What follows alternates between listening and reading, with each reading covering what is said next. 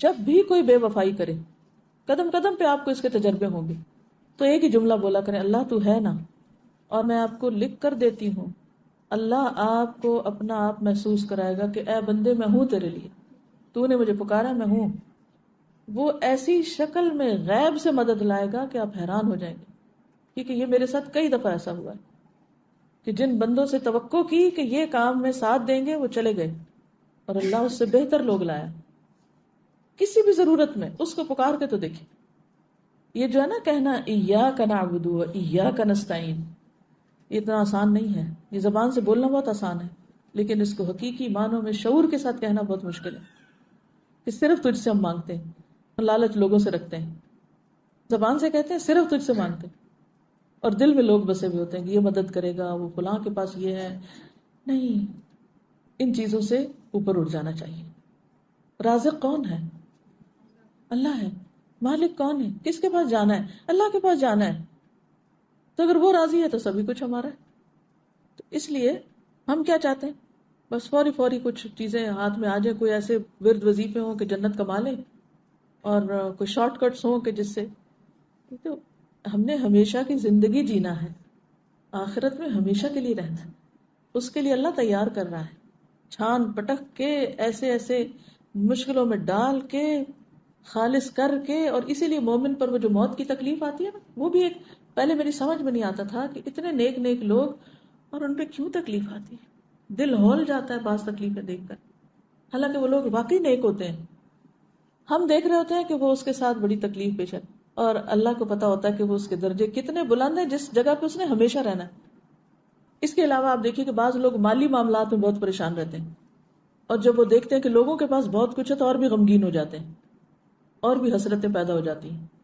اگر وہ صرف ایک حدیث یاد رکھے نا، صرف ایک، کہ ایسے لوگ یعنی جو دنیا میں غریب ہیں اور پھر بھی دین پر ہیں، اللہ کو راضی کرتے ہیں، وہ جنت میں نصف دن یعنی 500 سال پہلے چلے جائیں گے.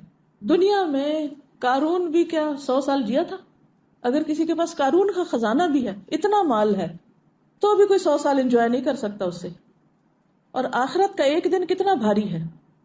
آج اگر ہم صبر کرتے ہیں، ہمارے پاس مال کم ہے یا ریسورسز کم ہے یا تکلیف میں ہم کسی وجہ سے کہ نہیں ہے کھانے کو، نہیں ہے رہنے کو، 100 مسائل ہو سکتے ہیں، لیکن اگر صرف یہ یاد رہے نا کہ ان سب مالداروں سے 500 سال پہلے جنت میں چلے جائیں گے، کوئی غم ہی نہ رہے.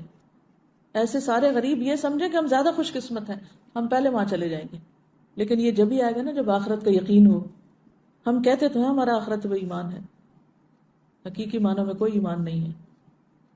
اللہ کے وعدے سچے ہیں، زبان سے بولتے ہیں سچے ہیں، لیکن دل میں نہیں اترا کہ اللہ کے وعدے سچے ہیں.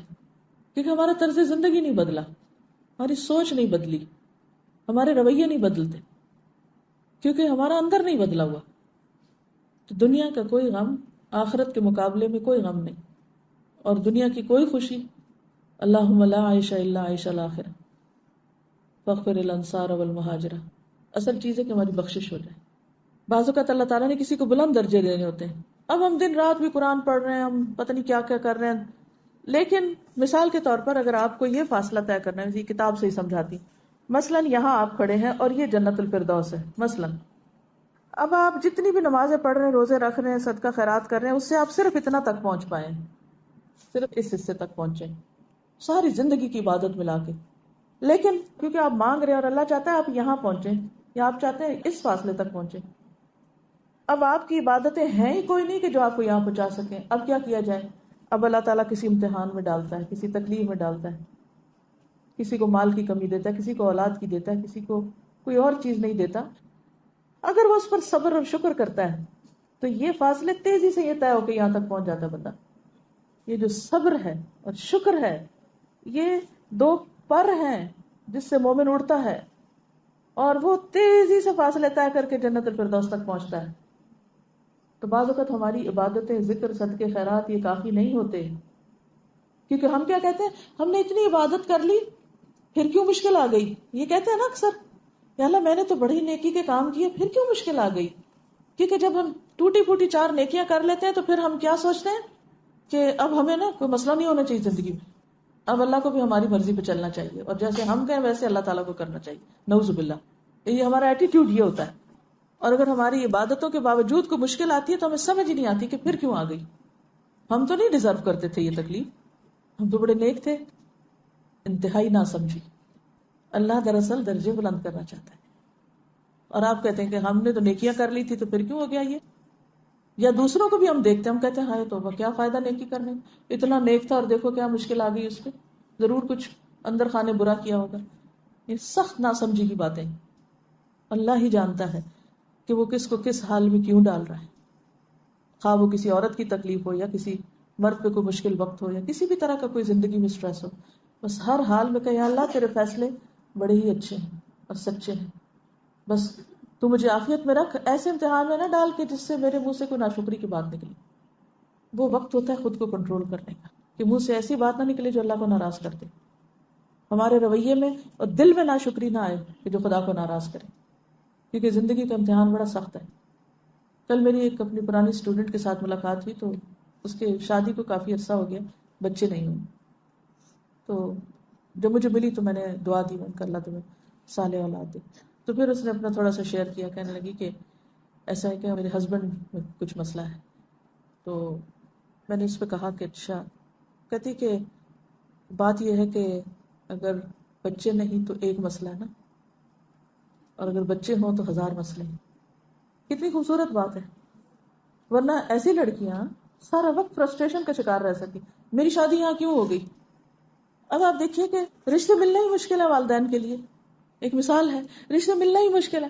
اللہ نے اگر ایک ٹھکانہ دے دیا, شوہر دے دیا, قدر کرنے والا ہے, اب اس بیچارے کے بھی بس میں نہیں. اب وہ علاج بھی کرا رہا ہے, اچھا سلوک بھی کر رہا ہے, ٹھیک ہے.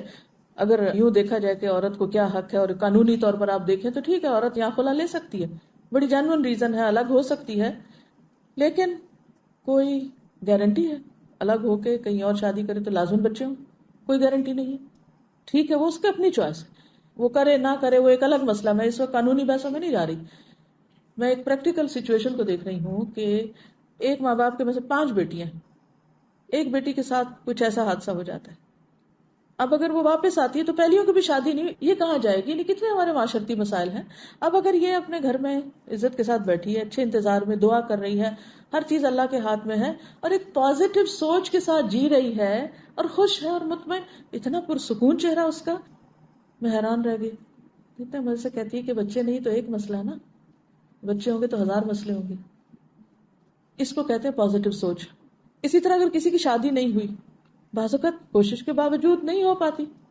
اب اس میں بھی کچھ لوگ بہت مزریبل ہو جاتے ہیں, دن رات یہی سوچے رہتے شادی نہیں ہوئی, شادی نہیں, شادی, نفسیاتی مریض بن جاتا ہے.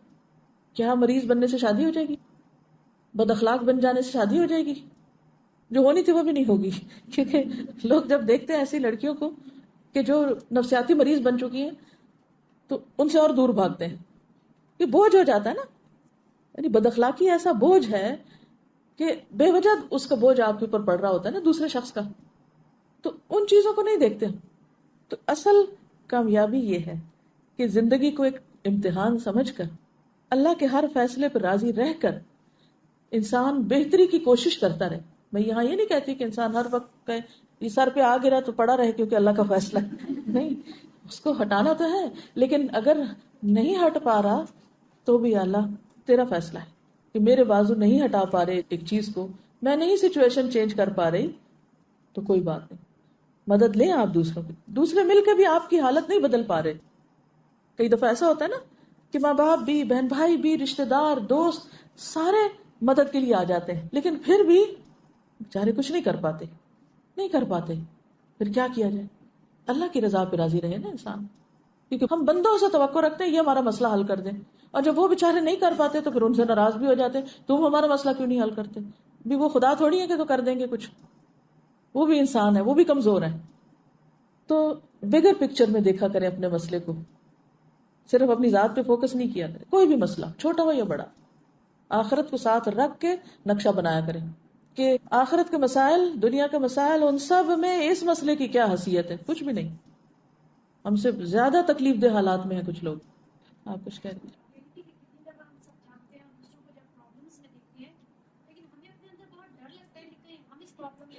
جی نہ مبتلا کر دے. بالکل. تو اس کے لیے ہمیشہ، کیونکہ مثلا مجھے بہت مسائل سننے پڑتے ہیں، یعنی مختلف لوگ مختلف طرح سے اپنے مسائل بیان کرتے رہتے ہیں. تو مومنٹ کوئی شخص سٹارٹ کرے مسئلہ بیان کرنا تو فوراً دعا پڑھنا شروع کر دیں، الحمد للہ الذی عافانی ممن ابتلاه به. کثرت سے یہ پڑھا کریں. جب بھی آپ کسی کو مسئلے میں دیکھیں تو ایسا لگتا ہے نا جیسے کہیں یہ مجھ پہ نہ آ جائے، ڈر لگتا ہے کہ یا اللہ میں تو کوئی بہت اچھا نہیں کہ تو نے مجھے ابھی تک عافیت میں رکھا ہوا ہے، تو فوراً شکر گزار بن جائے. الحمد للہ الذی عافانی ممن ابتلاه به، کیونکہ ہر ایک کا ٹیسٹ فرق ہے. جی آپ فرمائیے.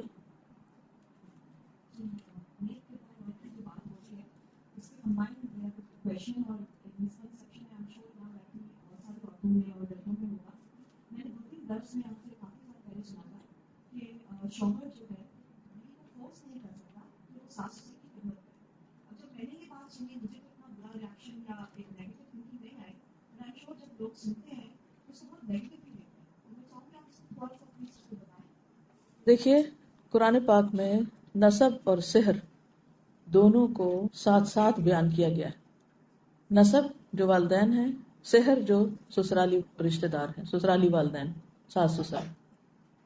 کچھ چیزیں ہیں کہ جو قانونی حیثیت رکھتی، اور کچھ چیزیں ایسی ہیں جو قانون سے آگے احسان کا درجہ رکھتی. جیسے آتا ہے نا کہ ایمان، اسلام، احسان، ٹھیک ہے نا.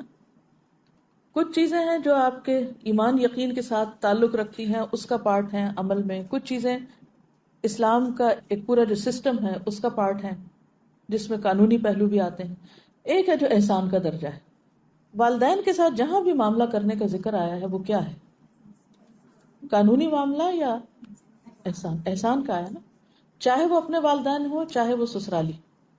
مثلا یہ جو بات آپ کہہ رہے ہیں نا کہ جو میں نے کہی ہے کہ شوہر مجبور نہیں کر سکتا بیوی کو کہ وہ ضرور اس کے والدین کی خدمت کرے، مجبور نہیں کر سکتا. یہ ہے قانونی پہلو. مثلا کوئی شوہر اس بنا پر اپنی بیوی کو طلاق نہیں دے سکتا یا اسے نہیں دینی چاہیے، یا بیوی میرے والدین کا فلاں کام نہیں کرتی مثلا. کیونکہ جب طلاق کے یا خلا کے مسئلے عدالت میں جاتے ہیں تو وجہ معلوم کی جاتی ہے نا کہ نہیں. ایک عورت جب کہتی کہ میں نے خلا لینی ہے تو وہ ایسے تو نہیں جج اٹھا کے کہتا اچھا ہو گئی تمہاری بات، جو تم چاہتی وہ کر دیں گے. نہیں، وہ وجوہات معلوم کرتے ہیں. اب جب آپ قانونی بحثوں میں جاتے ہیں تو دونوں طرف سے پروف آتے ہیں اور ان کا سارا جائزہ لیا جاتا ہے. تو اس میں آپ دیکھیے کہ اگر کوئی شوہر یہ کہے کہ یہ عورت اس بنا پر میں اس کو مثلا نفقہ نہیں دیتا کیونکہ یہ نہیں کرتی، تو یہ قانونی ویلڈ ریزن نہیں ہے، وہ مجبور نہیں کر سکتا. ہاں بیوی کو اپنے طور پر احسان کرنے کی ضرورت ہے کہ جس طرح اس کے اپنے والدین ہیں تو اسی طرح شوہر کے بھی والدین ہیں. اب یہ تو نہیں ہو سکتا کہ بیوی اپنا گھر چھوڑ کے والدین کے گھر جا کے اپنے ماں باپ کی خدمت کرے، کیونکہ اس پر صرف اپنے ماں باپ کی خدمت. شادی کے بعد عورت کے لیے اس کی بھی اجازت نہیں ہے کہ شوہر کی مرضی کے بغیر وہ اپنے والدین کے پاس جا کر ان کے لیے کچھ کرے. ٹھیک ہے. تو بہت ساری چیزیں جو ہیں ان کے کئی پہلو ہوتے ہیں. وہ جو میں نے بات کہی ہے وہ ایک خاص کانٹیکسٹ میں ہے. ٹھیک، یعنی مثلا بیوی کے اوپر کیا لازم ہے کہ شوہر کی اطاعت کرے،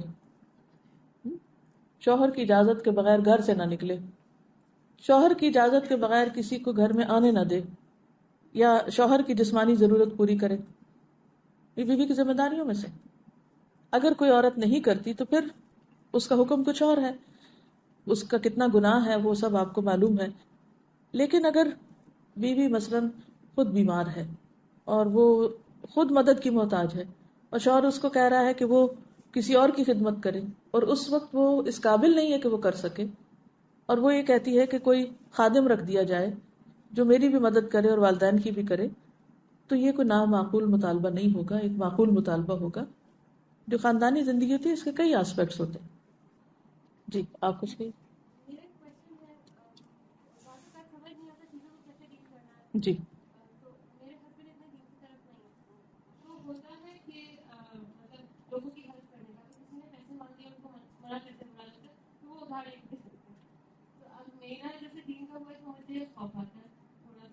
یہ بتائیے کہ کیا وہ قرضہ ادا کر دیتے ہیں یا قرضہ نہیں پھر ادا کرتے؟ سود پر ہوتا ہے، انٹرسٹ پہ تو نہیں لیا جا سکتا وہ. جی اس میں یہ ایک جنرل سچویشن ہے کہ بعض اوقات آپ خواتین قرآن پڑھ لیتی ہیں، دین پڑھ لیتی ہیں، انہوں نے نہیں پڑھا ہوتا، آپ ایک طریقے پہ زندگی چاہتی ہیں، وہ ایک طریقے پہ چل رہے ہوتے ہیں. تو اس صورت میں یہ ہے کہ آپ کا کام صرف جو چیز آپ پڑھیں، صرف یہ نہیں کہ وہ جو خاص خرابی کوئی کر رہے تو اسی کی حدیث جا کے سنائیں. یہ بھی ہم عام طور پہ کچھ نہیں بتاتے، لیکن جو ہمارے مطلب میں جاتی ہے یا ان کے خلاف جاتی ہے وہ باتیں سناتے ہیں، اس سے پھر گڑبڑ ہو جاتی، پھر وہ کبھی بھی کچھ نہیں سننا چاہتے.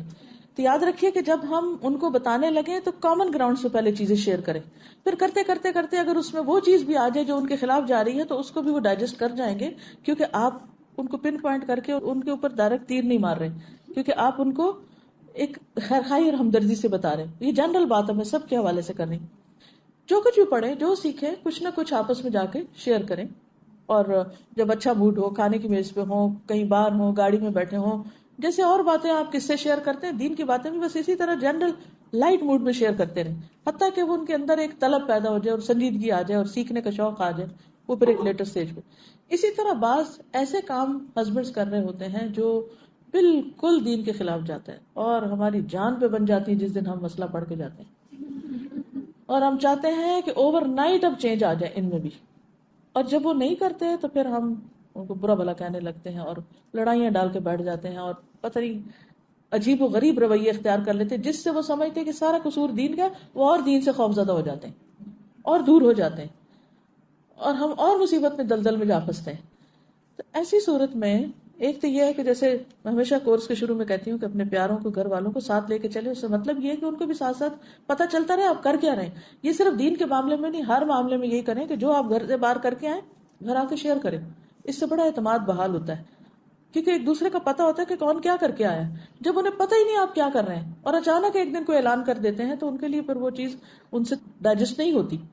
تو روز کی شیئرنگ، میک شور کہ آپ تھوڑا تھوڑا تھوڑا تھوڑا شیئر کر رہے ہیں، اتنا جتنا وہ سننا چاہیے، بھی نہیں کہ وہ سننا ہی نہیں چاہ رہے اور کانوں میں ہاتھ رکھ لے اور آپ کی تقریر ختم نہ ہو.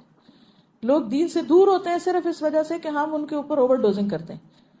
اچھا اب آپ دیکھیے کہ مثلاً کوئی ایسی چیز جب ہم ان کو بتاتے ہیں، وہ مثلا سود کا لین دین ہے یا کوئی ایسی نوکری ہے جو غلط قسم کے کاموں پر مبنی، یا کوئی بھی چیز، تو آپ اس سے ہی نہیں شروع کریں گی، صرف اس ایک چیز کو نہیں دین بنائے گی.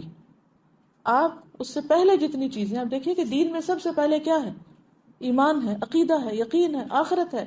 کتنی چیزیں، وہ یقین پختہ ہوگا تو باقی چیزیں لی جائیں گی. اب پہلے آپ کامن گراؤنڈ سے بات کریں، اللہ کی محبت کی، آخرت کی، ادھر کی ادھر کی ساری کر چکے، پھر آپ عبادات کے اوپر آ جائیں، زکوٰۃ دینے کی بات کر لیں، پھر اور اس طرح کی. کیونکہ یہ جو عبادات ہیں یہ دراصل انسان کو تیار کرتی ہیں اور بہت سی اچھے اخلاق کے لیے. مثلاً نماز، قرآن مجید میں آتا ہے ان الصلاۃ تنہی عن الفحشاء والمنکر، نماز انسان کو برائیوں اور بے حیائیوں سے روکتی. اس چیز کو دیکھیں کہ وہ نماز پڑھ پا رہے ہیں یا نہیں. اگر وہ نہیں پڑھ پا رہے تو ان کی مدد کریں کہ وہ کسی طرح اس کے لیے تیار ہو جائیں. زکوٰۃ دیتے ہیں کہ نہیں، کیونکہ زکوٰۃ انسان کے اندر سے بخل اور تنگ دلی نکالتی. پھر روزے رکھتے ہیں کہ نہیں، کیونکہ روزہ رکھ کر انسان جھوٹ بولنے سے اور نشہ آور چیزوں سے اور بہت سی اور بری چیزوں سے بچتا ہے. فرض روزوں کے علاوہ نفل خود بھی رکھے تو ان کو بھی ساتھ لانے کی کوشش کریں. پھر اس طرح اگر ابھی تک حج پہ نہیں گئے تو حج پہ جانے کی تیاری کریں آہستہ آہستہ، اس کے لیے ذہن تیار کریں، کیونکہ وہاں جا کر بھی انسان کے اندر بہت سا چینج آتا ہے اور انسان سوچتا ہے اچھا میں حج سے آ کے یہ برا کام چھوڑ دوں گا. یعنی کئی ایک طریقے. پھر اس کے بعد یہ ہے کہ آپ سارے طریقے آزما چکے لیکن کچھ بھی کام نہیں کر رہا. اب آپ کا فرض کیا ہے؟ وہی کریں جو حضرت آسیہ نے کیا تھا. حضرت آسیہ نے فرعون کے مقابلے میں کیا کیا تھا؟ صبر کے ساتھ وقت گزارا تھا، گھر چھوڑ کے نہیں چلی گئی تھی. اللہ تعالیٰ نے ان کو جنت کی عورتوں کے سردار بنایا ان کے صبر کی وجہ سے، کیونکہ جہاں امتحان بڑا ہوتا ہے وہاں اجر بھی بہت بڑا ہوتا ہے. تو یہ جن عورتوں کو جنت کا سردار کہا گیا ہے ان کے کردار کو دیکھیں کہ انہوں نے کس طرح زندگی بسر کی. سارا کچھ بتانے کے باوجود بھی اگر وہ نہیں، وہ غلط کام چھوڑ رہے ہیں تو یو آر ناٹ ریسپانسبل. وہ ریسپانسبل ہیں، آپ نہیں ہیں. آپ نے اپنا فرض پورا کر دی. ہوپ لیس کیس کبھی بھی نہیں بنائے. یو نیور نو کہ کون کس وقت توبہ کر لے. ٹھیک ہے نا؟ اس پر خوش نہ ہو، راضی نہ ہو، تعاون نہ کرے برائی پر. اپنا ڈس لائکنگ جو ہے ان کو پتا ہو کہ آپ اس کو پسند نہیں کرتے، پتا ہو کہ کیوں نہیں کرتے، اور اس کے بعد آپ صبر کریں. جی آپ کی کوئی بات رہے گی تو آپ کر لیجیے. ہاں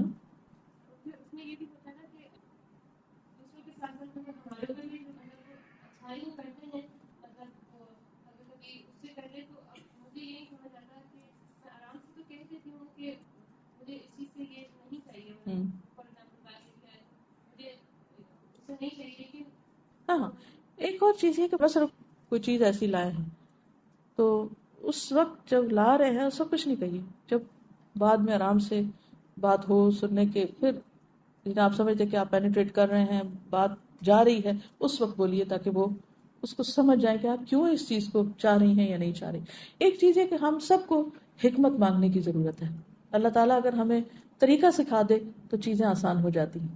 جی سر میں پرسنل ایک ایکسپیرینس بتاؤں گی کہ ہم لوگ نا رینٹ والے گھر میں رہتے تھے تو اس کا $1,000 کرایا تھا. تو میرے ہسبینڈ کے دوست نے ہم کو کہا کہ تم گھر کیوں نہیں لے لیتے، اس نے گھر لیا تو $650 پے لیتے مورگیج. میرے ہسبینڈ گھر آئے تو مجھے لیکن مورگیج حلال کہ حرام ہے. میں نے کہا سود کی قسم ہے اس طرح سے. پھر اس کے بعد خیر بار انہوں نے کہا نہیں میں سوچوں گی گھر لے لیں گے. اچھا میں نے کچھ نہیں کہا، میں نے کہا ٹھیک ہے جیسے آپ کو صحیح لگتا ہے. اچھا پھر مجھے کہتے ہیں ہم گھر دیکھنے جائیں گے. میں نے استخارہ کیا، پھر ہم گئے استاد گھر میں کچھ سال کی پسند آئے. اور اللہ کا شکر ہے کہ میں نے اپنے ہسبینڈ سے بحث کی، میں صرف اللہ سے دعا کرتی ہوں. اور اللہ کا اتنا احسان ہے کہ اتنے گھر ہم نے دیکھے اور میں ہر جگہ ان کے ساتھ چلی جب اللہ سے دعا کرتی تھی کہ یا اللہ ہمارے رزق میں برکت دے اور ہم حلال طریقے سے گھر لیں. اور اللہ کا اتنا احسان ہے کہ نہیں ہوا کچھ.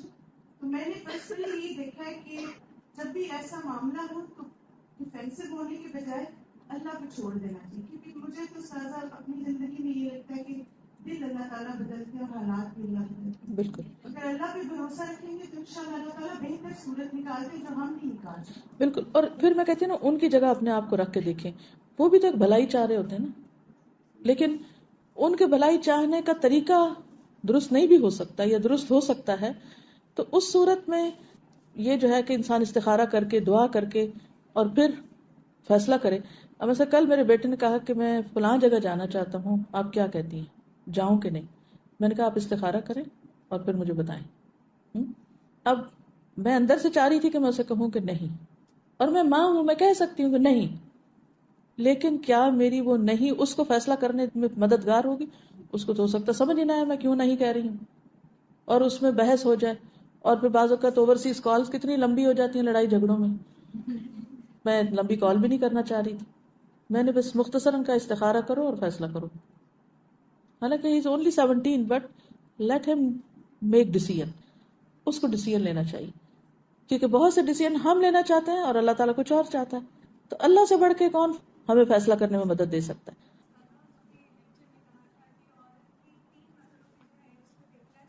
جی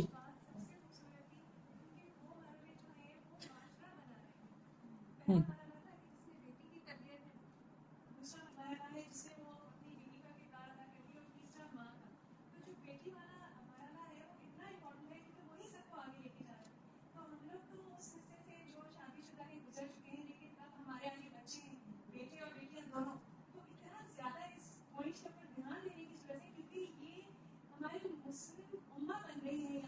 بالکل بالکل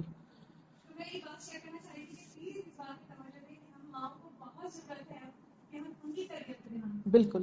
یہ بہت ہی اللہ آپ کو جزائے خیر دے، اچھا پوائنٹ آپ نے یاد دلا دیا. بات یہ ہے کہ جب ہم دین کی طرف نہیں ہوتے تو ہماری پرائرٹیز کچھ اور ہوتی ہیں، اس وجہ سے بچوں کو اگنور کرتے ہیں. جب ہم دین کی طرف آ بھی جاتے ہیں تو دین میں آنے کی وجہ سے بچوں کو اگنور کرنا شروع کر دیتے ہیں.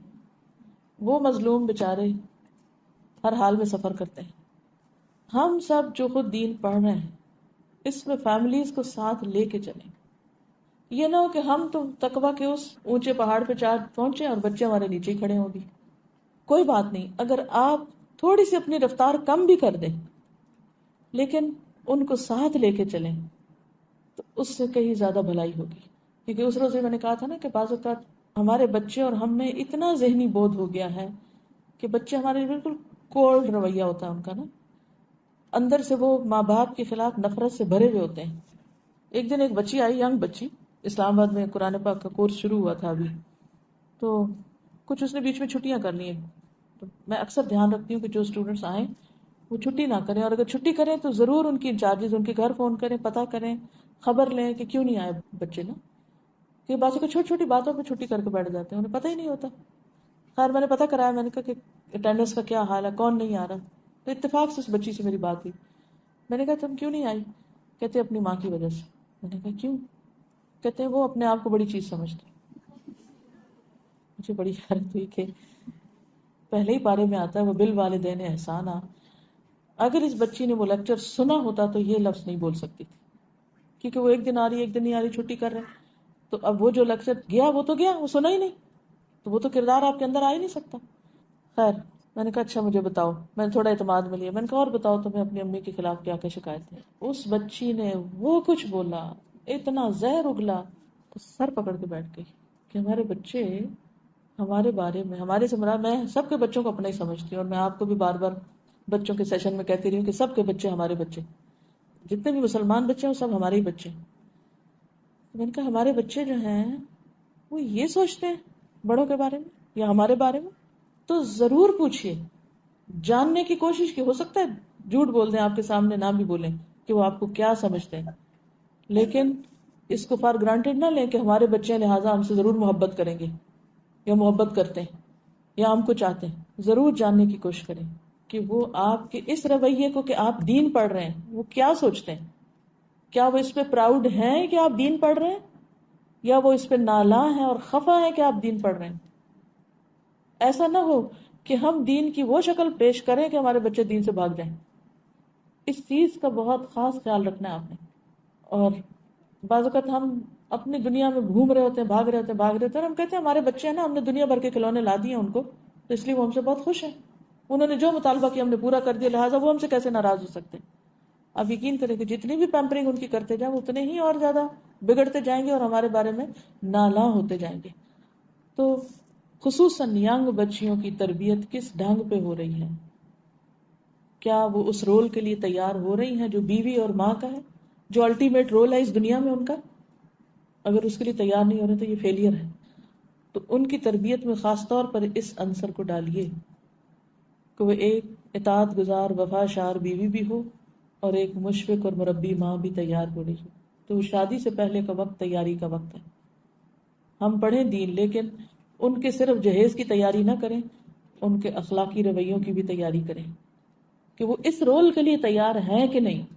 دس از دا کوشچن. اس رول کے لیے، پھر کہوں گی اس رول، کس رول کے لیے؟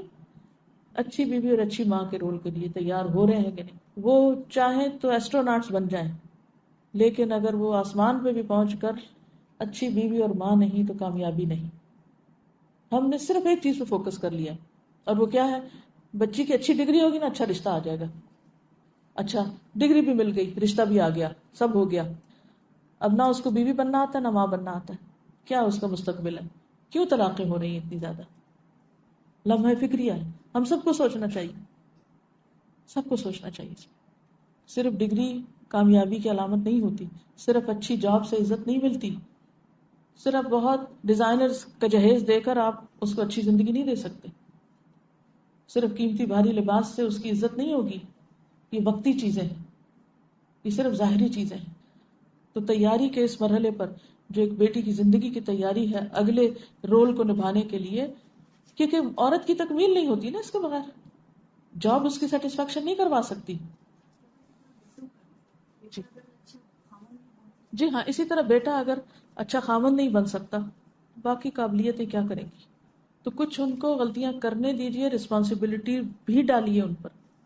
ہم کہتے نہیں بیچاریاں بہت پڑھتی ہیں ان کو نہیں کام کرنا آتا، چھوڑو میں خود ہی پرفیکشن سے کروں گی. وہ تو اور ایش کریں گی، تو غلطی کرنے دیں، کوئی حرج نہیں. اگر کچن میں سارا کباڑ مچا دیا کوئی بات نہیں.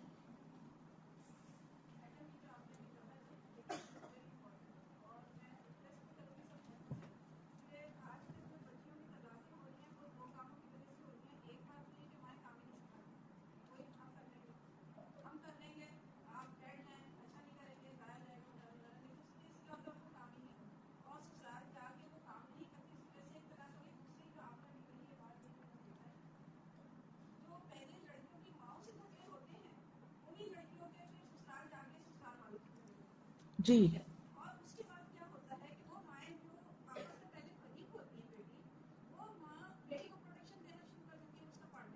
صحیح بات.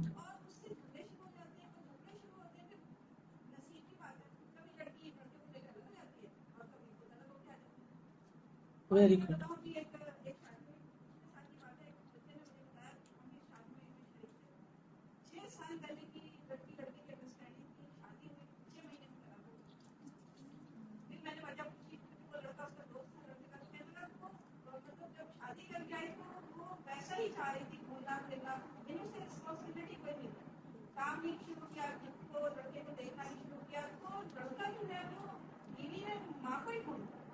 ایگزیکٹلی, بہت پتے کی بات کی آپ نے.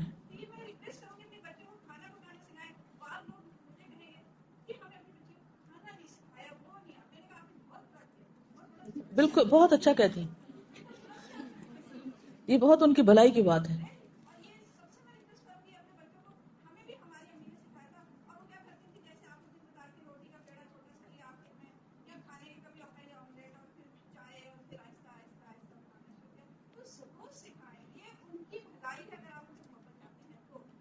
بالکل, یہ محبت ہے اصل میں. یہ بہت ہی کام کی بات انہوں نے کہی ہے کہ عام طور پر جب بچیوں کو تمیز تہذیب نہیں سکھائی جاتی تو وہ ماں کے سامنے بول رہی ہوتی ہیں, شادی سے پہلے ماں کے ساتھ بدتمیزی کر رہی ہوتی ہیں, ماں کے ساتھ بگڑ رہی ہوتی ہیں, اور ماں ان کو صرف ماں ہوتی ہے نا تو برداشت کر رہی ہوتی ہے. پھر یہ ہوتا ہے کہ جب شادی ہوتی ہے تو وہ اسی کردار اور اسی اخلاق کو لے کے اگلے گھر چلی جاتی ہیں. وہ جھگڑے جو ماں باپ کے گھر وہ کر رہی تھی بہن بھائیوں سے اور ماں باپ سے, وہ سسرال میں ساس سسر سے اور نند بھابھی سے شروع ہو جاتے ہیں. اور پھر وہی ماں جو کل تک اپنی بیٹی سے لڑ رہی تھی آج اس کو پروٹیکٹ کرنا شروع کر دیتی. اور پھر یہ ہوتا ہے کہ وہی لڑکی جو ہے وہ شوہر سے لڑنا شروع کر دیتی, یا پھر الگ ہو کے آ جاتی ہے, یا پھر خامند کو الگ لے کے اس کے ماں باپ سے کاٹ کے رکھ دیتی. تو یہ ایک ایسا وشیس سرکل چل پڑا ہے کہ ماں باپ کے گھر میں ہی اس اخلاق کو توڑنے کی ضرورت ہے, اس کو شے دینے کی ضرورت نہیں, اس بد اخلاقی کی ٹریٹمنٹ ہونی چاہیے, ورنہ وہ ساتھ چل پڑتی. اور اگر وہ ساتھ چلتی ہے تو پھر جب وہ ماں بنتی ہے, مثلا اس نے سسرال سے لڑ کے میاں کو الگ کر لیا, سارے الزام سسرال کو دے کے, اب کیا ہے کہ وہ ماں بن گئی ہے. اب ماں بن گئی ہے, اب وہی بدتمیزی بد اخلاقی اپنے بچوں سے کرنا شروع کر دی اس نے. اب اگلی نسل پھر بگڑ رہی ہے. یہ کہاں تک چلے گا سلسلہ؟ تو کم از کم جو لوگ قرآن پڑھ رہے ہیں, دین پڑھ رہے ہیں, وہ تو اپنے رویے بدلیں, وہ تو اپنے گھروں میں قوا انفسکم واہلیکم نارا کریں. میں یہ کہہ رہی تھی کہ ایک جنرلی یہ بھی دیکھا جائے, لڑکوں میں ہو یا لڑکیوں میں, جیسے لڑکا ہو تو ہر قسم کی چیزیں از آل رائٹ, شادی ہو جائے گا تو ٹھیک ہو جائے گا, اور لڑکیاں اور لڑکی ٹھیک کرے اس کو آ کے, وہ لڑکی ٹھیک کرے. اب وہ رکتا کوئی ہے, اور پھر وہ اگر لڑکی ہو تو وہ جو چاہے کرے, شادی ہو جائے گی تو ٹھیک ہو جائے گی, اور پھر اس کے بعد وہ کنٹینیو رہتا ہے. پھر ہم کہتے ہیں وہ بچہ ہو جائے گا تو ٹھیک ہو جائے گی. تو وہ ٹھیک نہیں ہوتا انلیس اینڈ انٹل وہ فکس ہو, بھلے وہ لڑکا ہو یا وہ لڑکی ہو, بھلے وہ زبان کی بے اخلاقی ہو یا تو بالکل ایٹیٹیوڈ میں کوئی یا عمل میں ہو, صحیح نہیں ہوتی وہ. We can't just let go of it. بالکل. جی, ایک بات یہ کہ شروع سے ہم جب اپنے بچوں کو, خاص طور پر بچوں کو ایجوکیٹ کرتے ہیں تو شروع سے ذہن میں ایک بات بتا دیتے ہیں کہ آپ زیادہ پڑھو لکھو تاکہ آپ انڈیپینڈنٹ ہوں, آپ اپنے پاؤں پہ کھڑے ہو. تو ایک برین واشنگ ایسی بچیوں کے ذہن میں ہوتی ہے کہ وہ گھر میں جب جاتی ہیں تو ان کے ذہن میں یہ نہیں ہوتا, وہ کہتے ہیں کہ نہیں ہسبینڈ پال رہا ہے تو ہم اس سے زیادہ ہی ایجوکیٹڈ ہیں یا ہم بھی اتنے قابل ہیں. تو یہ جو ایک مائنڈ سیٹ ہے اس کو بھی بدلنے کی ضرورت ہے. بچوں کو جب ایجوکیٹ کریں تو یہ مت کہیں کہ آپ اپنے پاؤں پہ کھڑے, اس لیے ہم آپ کو ایجوکیٹ کریں تاکہ آپ دوسرے گھر پہ جا کے ایک اچھا رول ماڈل. بالکل صحیح کہا آپ نے, کیونکہ آپ دیکھیں کہ کتنی ہی لڑکیاں ہیں جو اپنے پاؤں پہ کھڑی ہیں, لیکن کیا وہ خوش ہیں؟ خالی اپنے پاؤں پہ کھڑے ہونے سے تو خوشیاں نہیں ملتی. انسان کو اللہ نے انسان کے لیے بنایا ہے, اور انسان انسان سے ہی انس پاتا ہے, اور انسان انسان کے لیے فتنہ بھی ہے, انسان انسان کے لیے تکلیف کا باعث بھی ہے, پھول کے ساتھ کانٹا بھی ہے. تو اگر انسان یہ کہے کہ چونکہ پھول کے ساتھ کانٹا ہے اس لیے پھول کو ہی چھوڑ دو, تو یہ تو فلسفہ درست نہ ہوگا. بس آپ کو سلیقہ آنا چاہیے کہ آپ اس کو ایسی جگہ سے پکڑیں کہ پھول کی خوشبو سونگھ سکیں, کانٹے کو اوائڈ کریں, اور اس کے ساتھ ہوگا لیکن اس سے بچنے کا طریقہ آپ کو اللہ نے عقل کی شکل میں دیا ہے, اس کو ایسا پکڑیں کہ وہ کانٹا آپ کو چبھے نہیں, آپ کو بچنا ہوگا اس سے. کانٹا تو اپنی جگہ کانٹا ہے, ہم میں سے ہر ایک کے ساتھ کانٹے ہیں, کسی کے ساتھ کوئی ہے, کسی کے ساتھ چھوٹا, کسی کے ساتھ بڑا ہے, لیکن کوئی بھی اس سے پاک نہیں. اور جانے انجانے ہم دوسروں کو دکھ دے جاتے ہیں, بعض اوقات نا سمجھی کی بنا پہ, بعض اوقات اپنی دنیا میں ہوتے ہیں, ہمیں پتہ ہی نہیں ہوتا کہ دوسرا کیا سوچ رہا ہے, ہمارا نیت کچھ اور ہوتی ہے, دوسرا کچھ اور سمجھ کے دکھی ہو جاتا ہے. اب کس کا قصور ہے؟ نہ آپ کا نہ اس کا, لیکن وہ کانٹا تھا جو چپ گیا. اچھا جب کانٹا چپ جاتا تو کیا کرتے ہیں؟ کبھی آپ نے یہ کیا کانٹا چبھا تو پھول پھینک دیا اٹھا کے؟ کیا کرتے ہیں؟ فوراً دیکھتے ہیں کہ کہاں کٹ لگا ہے اور یہ دیکھتے کہ کانٹا ہے کس جگہ اور کون سی جگہ سیف ہے، وہاں سے پکڑو. تو اللہ نے عقل دی ہے نا، سوچ سمجھ کے کانٹے والی چیز کو پکڑے. تو وہ انسان جو لوگوں کی تکلیفیں برداشت کر کے ان کے ساتھ رہے وہ زیادہ اچھا ہے، یہ حدیث کے الفاظ ہیں، بنسبت اس کے کہ جو لوگوں سے الگ تھلگ ہو جائے کہ میں انڈیپینڈنٹ رہوں گا، کسی کے ساتھ نہیں رہوں گا. تو انڈیپینڈنٹ رہنے میں ٹھیک ہے کچھ فائدے ہوں گے، لیکن ساتھ رہنے میں تکلیفیں ہیں مگر فائدے زیادہ ہیں، یہ بھی یاد رکھیے. چلیے آج کے لیے اتنا کافی کیونکہ وقت اوپر جا رہا ہے. جزاکم اللہ خیرا. اللہ تعالیٰ سے دعا ہے کہ وہ ہمیں اچھی بیویاں